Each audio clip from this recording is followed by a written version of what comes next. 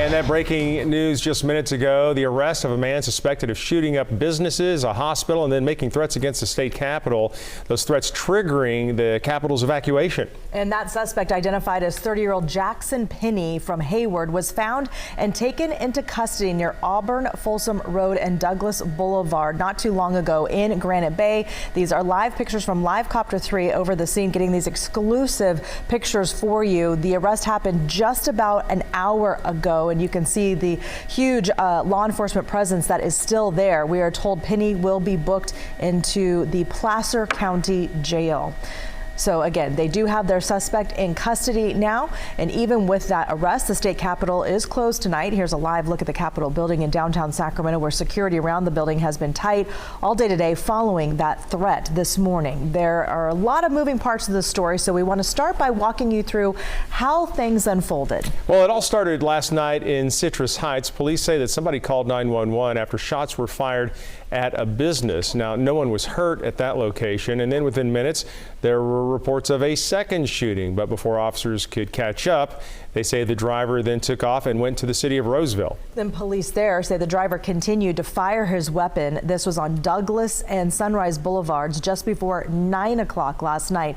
And then last night, Roseville police received another call at Kaiser Hospital. 2 bullet rounds were found in the side of Building B, which is the Women and Children's Building.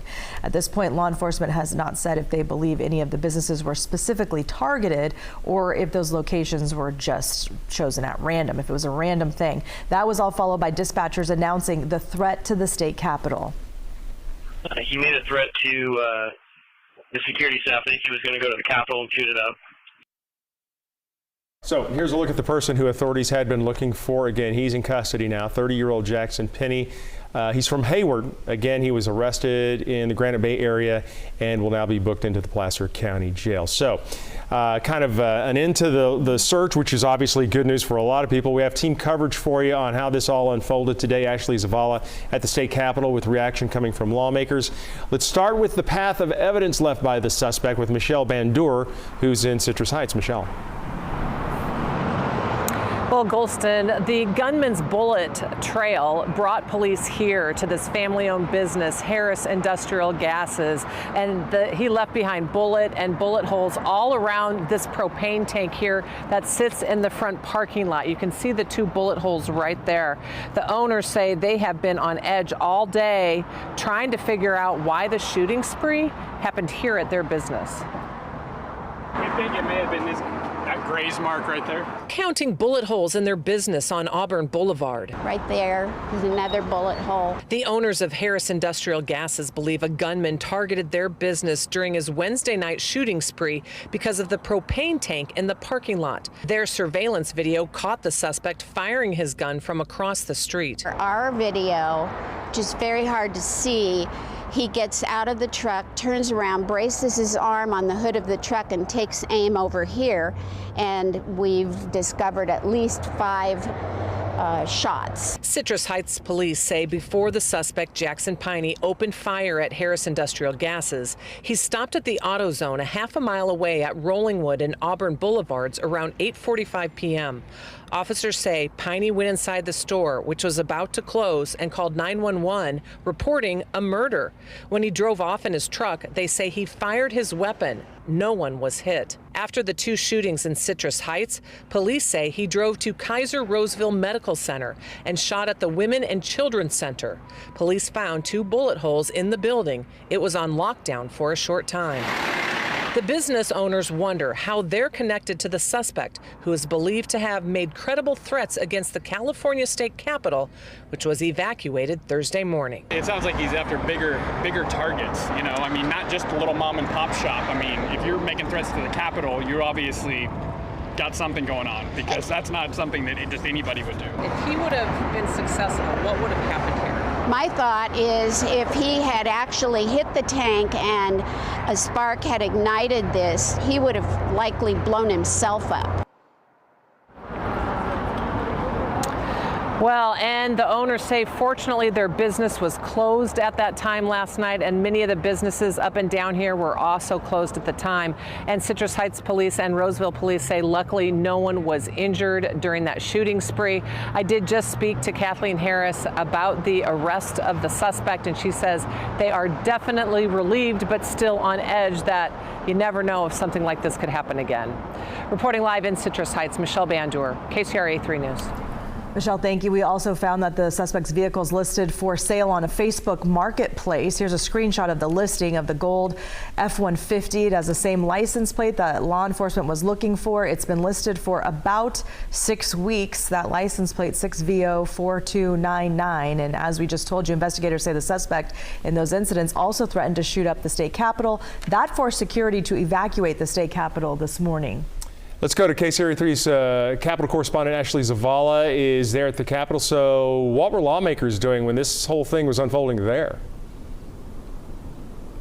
Well, Golston and Lisa, at this point, I think now that people are learning that the suspect is in custody, they're able to breathe a sigh of relief. But it's really resurfacing questions and concerns about security here around the building. And I just want to give you an example. Before we found out the suspect was at large, the Capitol building behind us about a block away was closed. But that building is typically empty on a Thursday afternoon. The building that was open was the one with all the lawmakers and their staff in it. In fact, a hearing on the budget just wrapped up with this building. So we've reached out to the California Highway Patrol to understand really the security measures and the decisions that were made to keep one building open and the other closed. And we're following up on that. But again, I mean, I think a lot of people this morning at this building and at the other one were on edge. A concerning day at the state capitol as lawmakers started their day with an alert of a credible threat. This was really scary. La Palma City Council member Janet Kale Conklin was inside the Capitol waiting for Senate floor session to start when the warning came. Then so everybody had to evacuate to O Street, and O Street ended up being locked down too. O Street is where the Legislative Office building is and where the Senate held a brief session. We are always going to take safety first, and that is what we have gotten from our secretary, from our sergeant, the support from CHP. I am so sorry that this interrupts some incredibly important people who were here today from the public to be recognized on any number of very important occasions.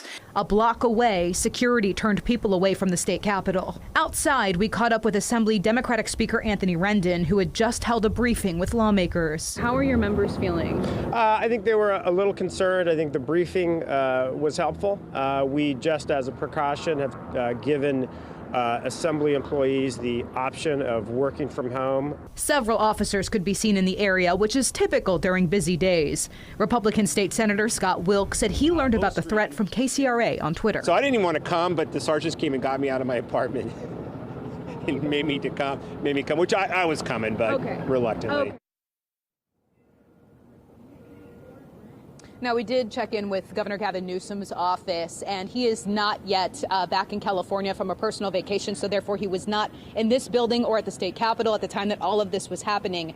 He is expected to arrive back in state some point tonight.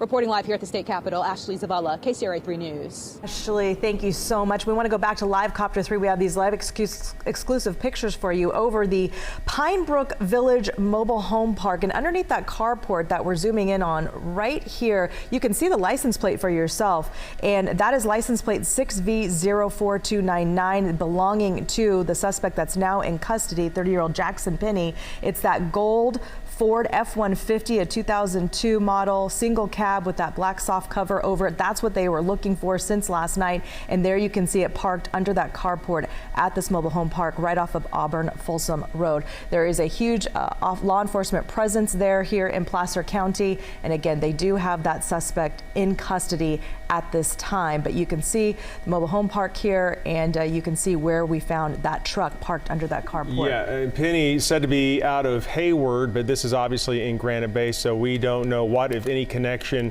he has to the person who might live in that mobile home there that trailer home or if it's just randomly parked there. We're still working to get some more information. We do have a crew headed out there. We'll bring you more information on this as it continues to develop this afternoon. Well, it just wasn't the lawmakers there that had to be evacuated at the Capitol. Their staff, lobbyists, and visitors had to leave, interrupting all the work there. And we talked to one person who understands why the Capitol took these heavy precautions.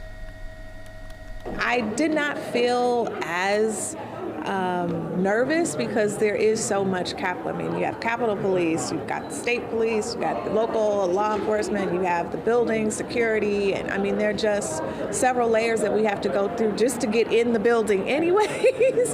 However, we've seen what active shooting events can do and the damage, and any life or anyone being harmed is unacceptable. So I definitely understand the Senate Pro Tem and the folks taking action.